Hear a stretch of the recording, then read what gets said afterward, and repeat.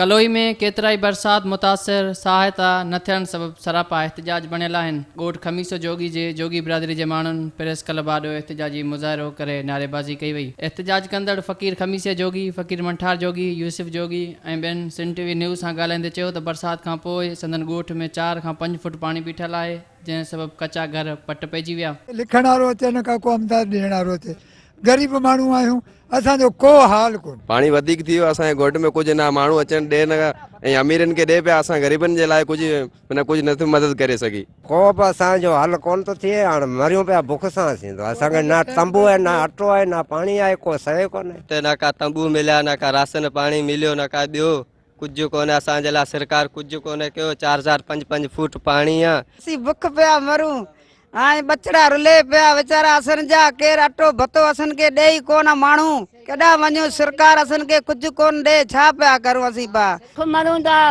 2-3 foot ते पाणी पियो आहे, 12 फुट ते मरूं पिया, न को अटो, न कोई भतो, न को असांजा घर किरी पिया आहे। हुननि चयो त हू बेयारो मददगार बणियल आहिनि, पर इंतिज़ामिया मनपसंद माण्हुनि खे राशन ॾेई रही आहे। संदन चवणो हो त ॻोठ खे मुकमल तौर ते तालके इंतिज़ामिया नज़रअंदाज करे छॾी आहे। मुतासिरनि डीसी थरपारकर ऐं वसवारनि खे अपील कई त फौरी तौर ते राशन टेंट फराहम कया वञनि। कैमरामैन रज़ा हालो सां इरफान खोसो, सिंध टीवी न्यूज़, कलोई।